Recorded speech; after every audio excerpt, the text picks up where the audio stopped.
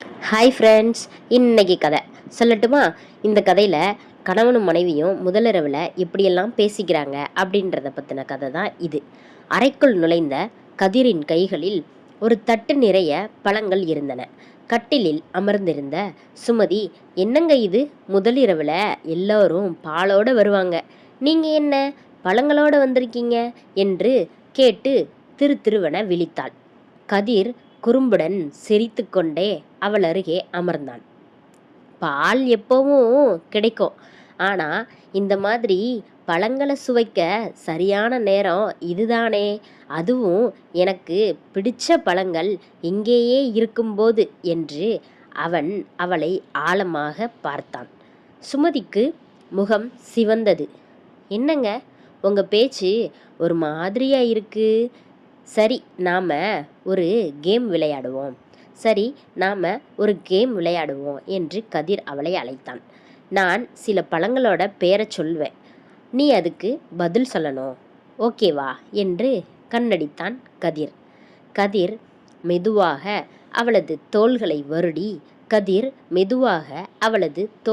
வருடி புடவையின் பார்டரை லேசாக தொட்டபடி மாம்பழம்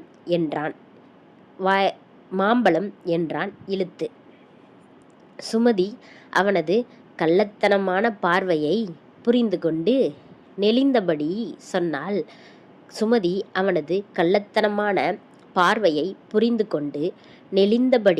சொன்னாள். சந்தையில் கிடைக்கிற மாம்பழம் கசக்கும், இல்லைனா புளிக்கும்.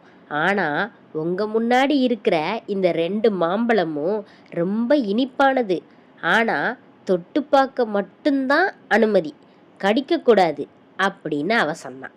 உடனே அவன், அப்படியா, ஆனால் எனக்கு கடிச்சு சாப்பிட்றது தானே பிடிக்கும் என்று கதிர் அவளது கன்னத்தை கிள்ளினான். அவள், கடிச்சா மாம்பழத்துக்கு வலிக்கும், நீங்கள் அந்த மாம்பழத்தை அன்பால் சாப்பிட்டா அது தேன் மாதிரி கனிஞ்சு அதிலிருந்து சாறு வரும் என்றாள் வெட்கத்துடன். அடுத்து கதிர் அவளது மடியில் தன் கையை வைத்து வாழைப்பழம் என்றான் ரகசிய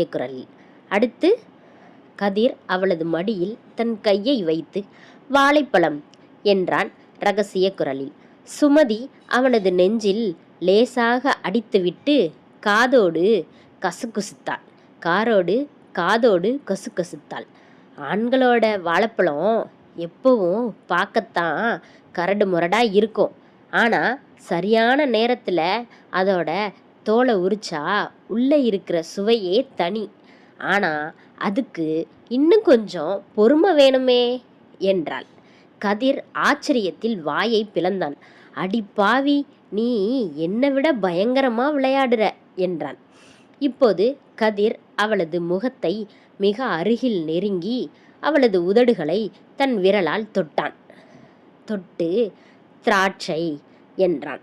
சுமதி அவனது கழுத்தை கட்டிக்கொண்டு மூச்சுக்காற்று பட சொன்னால், மற்ற திராட்சையெல்லாம் கொடியில தொங்கும், ஆனால் இந்த திராட்சை உங்களுக்காகவே காத்துக்கிட்டு